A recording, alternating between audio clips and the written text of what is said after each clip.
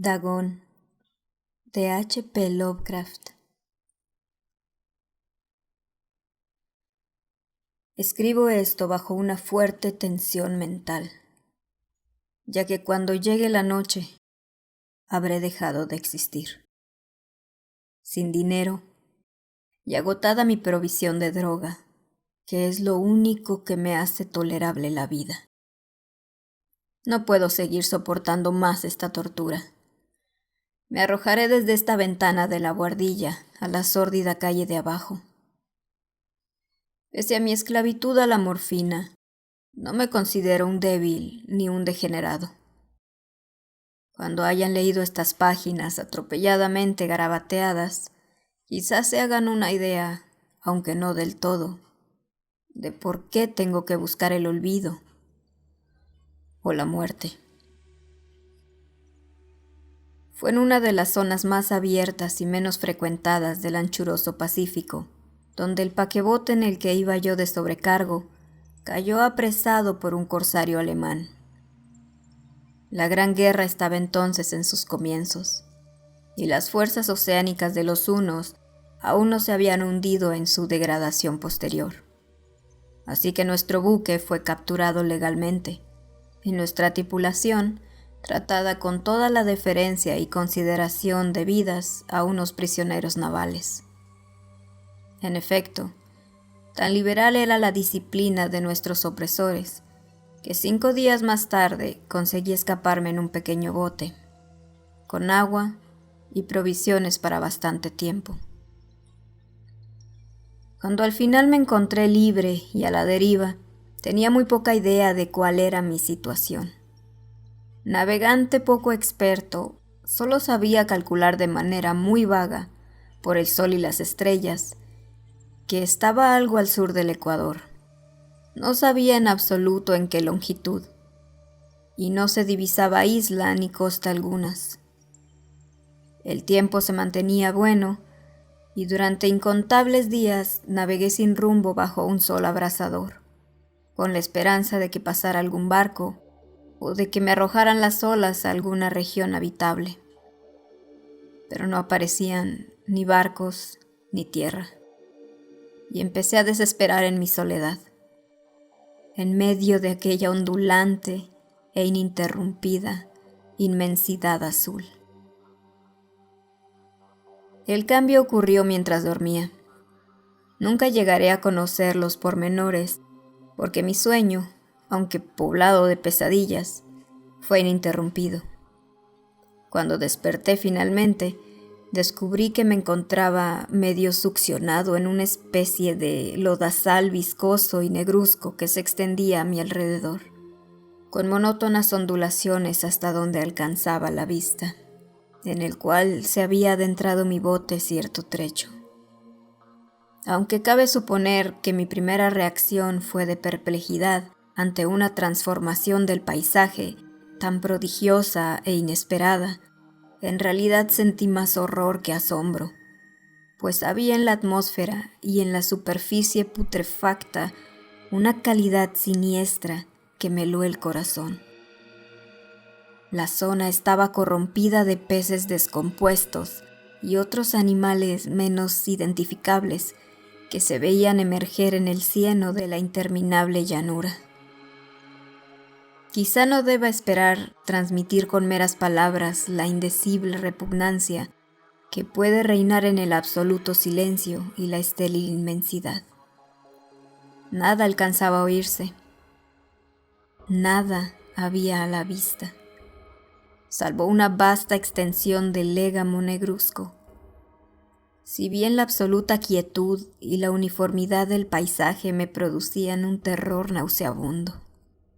El sol ardía en un cielo que me parecía casi negro por la cruel ausencia de nubes. Era como si reflejase la ciénaga tenebrosa que tenía bajo mis pies. Al meterme en el bote encallado, me di cuenta de que solo una posibilidad podía explicar mi situación. Merced a una conmoción volcánica, el fondo oceánico había emergido a la superficie, sacando a la luz regiones que durante millones de años habían estado ocultas bajo insondables profundidades de agua. Tan grande era la extensión de esta nueva tierra emergida debajo de mí, que no lograba percibir el más leve rumor de oleaje, por mucho que aguzaba el oído. Tampoco había aves marinas que se alimentaran de aquellos peces muertos. Durante varias horas estuve pensando y meditando sentado en el bote, que se apoyaba sobre un costado y proporcionaba un poco de sombra al desplazarse el sol en el cielo. A medida que el día avanzaba, el suelo iba perdiendo pegajosidad, por lo que en poco tiempo estaría bastante seco para poder recorrer fácilmente. Dormí poco esa noche, y al día siguiente me preparé una provisión de agua y comida, a fin de emprender la marcha en busca del desaparecido mar y de un posible rescate. A la mañana del tercer día, comprobé que el suelo estaba bastante seco para andar por él con comodidad. El hedor a pescado era insoportable, pero me tenían preocupado cosas más graves para que me molestase este desagradable inconveniente, y me puse en marcha hacia una meta desconocida. Durante todo el día caminé constantemente en dirección oeste, guiado por una lejana colina que descollaba por encima de las demás elevaciones del ondulado desierto. Acampé esa noche, y al día siguiente proseguí la marcha hacia la colina, aunque parecía escasamente más cerca que la primera vez que la descubrí. Al atardecer del cuarto día, llegué al pie de dicha elevación, que resultó ser mucho más alta de lo que me había parecido de lejos. Tenía un valle delante que hacía más pronunciado el relieve respecto al resto de la superficie. Demasiado cansado para emprender el ascenso, dormí a la sombra de la colina. No sé por qué, mis sueños fueron extravagantes esa noche. Pero antes que la luna menguante, fantásticamente gibosa, hubiese subido muy alto por el este de la llanura, me desperté cubierto de un sudor frío, decidido a no dormir más.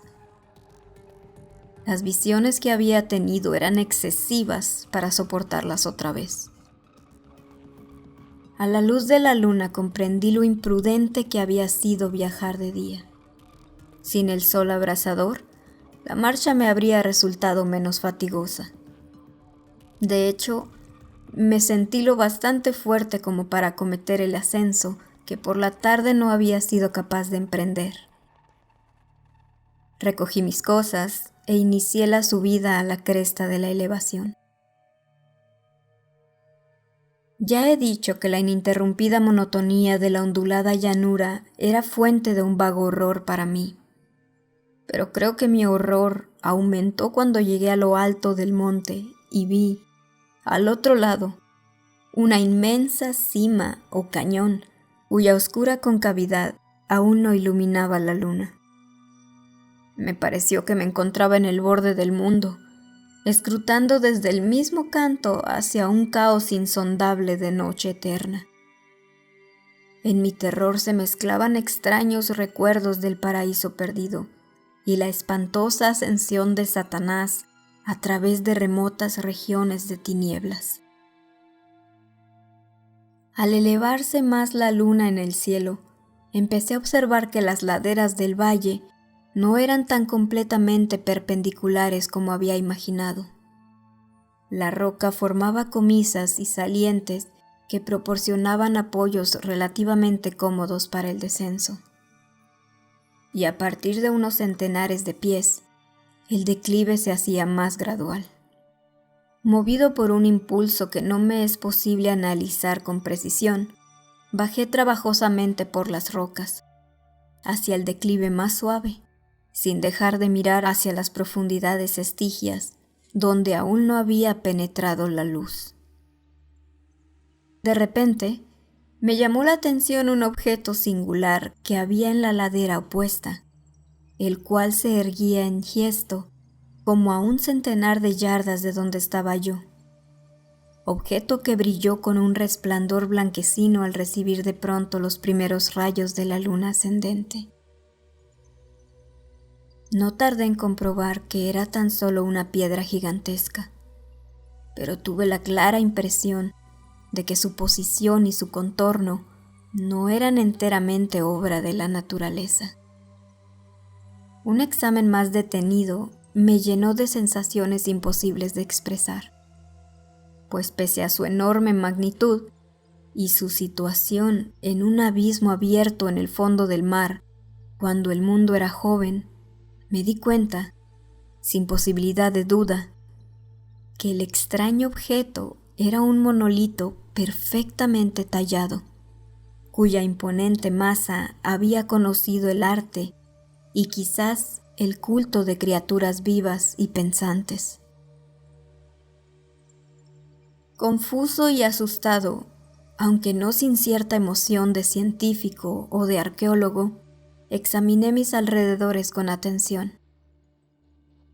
La luna, ahora casi en su cenit, asomaba espectral y vívida por encima de los gigantescos peldaños que rodeaban el abismo, y reveló un ancho curso de agua que discurría por el fondo formando meandros, perdiéndose en ambas direcciones, y casi lamiéndome los pies donde me había detenido. Al otro lado del abismo, las pequeñas olas bañaban la base del ciclópeo monolito, en cuya superficie podía distinguir ahora inscripciones y toscos relieves. La escritura pertenecía a un sistema de jeroglíficos desconocido para mí, distinto de cuantos yo había visto en los libros, y consistente en su mayor parte en símbolos acuáticos esquematizados tales como peces, anguilas, pulpos, crustáceos, moluscos, ballenas y demás. Algunos de los caracteres representaban evidentemente seres marinos desconocidos para el mundo moderno, pero cuyos cuerpos en descomposición había visto yo en la llanura surgida del océano.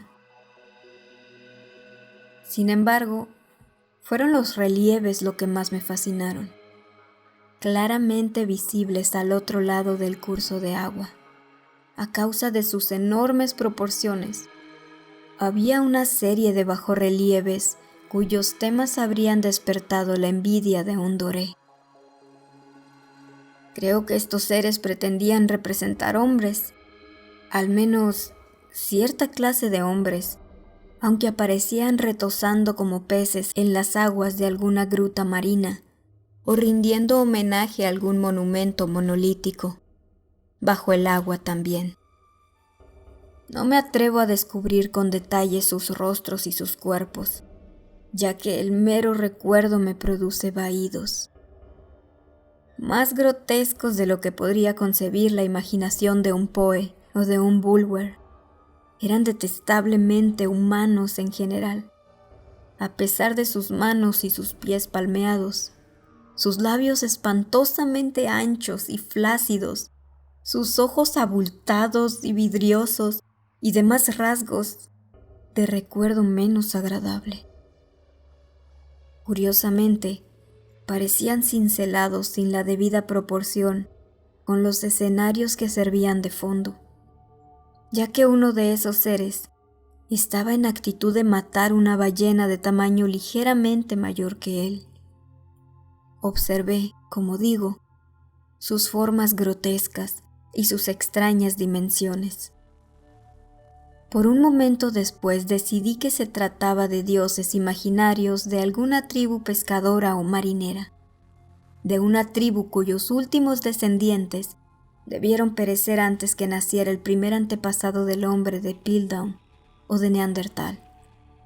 Aterrado ante esta visión inesperada y fugaz de un pasado que rebasaba la concepción del más atrevido antropólogo, me quedé pensativo, mientras la luna bañaba con misterioso resplandor el silencioso canal que tenía ante mí. Entonces, de repente, lo vi.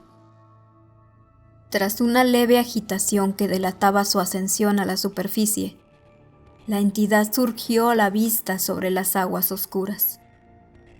Inmenso, repugnante, aquella especie de Polifemo saltó hacia el monolito como un monstruo formidable y pesadillesco, y lo rodeó con sus brazos enormes y escamosos, al tiempo que inclinaba la cabeza y profería ciertos gritos acompasados. Creo que enloquecí entonces. No recuerdo muy bien los detalles de mi frenética subida por la ladera y el acantilado, ni de mi delirante regreso al bote varado. Creo que canté mucho, y que reí incesantemente cuando no podía cantar. Tengo el vago recuerdo de una tormenta poco después de llegar al bote. En todo caso, sé que oí el estampido de los truenos y demás ruidos que la naturaleza profiere en sus momentos de mayor irritación. Cuando salí de las sombras, estaba en un hospital de San Francisco. Me había llevado ahí el capitán del barco norteamericano que había recogido mi bote en medio del océano. Hablé de muchas cosas en mis delirios, pero averigüé que nadie había hecho caso de las palabras. Los que me habían rescatado no sabían nada sobre la aparición de una zona de fondo oceánico en medio del Pacífico, y no juzgué necesario insistir en algo que sabía que no me iban a creer. Un día fui a ver a un famoso etnólogo, y lo divertí haciéndole extrañas preguntas sobre la antigua leyenda filistea en torno a Dagón, el dios pez. Pero enseguida me di cuenta de que era un hombre irremediablemente convencional, y dejé de preguntar. Es de noche, especialmente cuando la luna se vuelve gibosa y menguante, cuando veo a ese ser.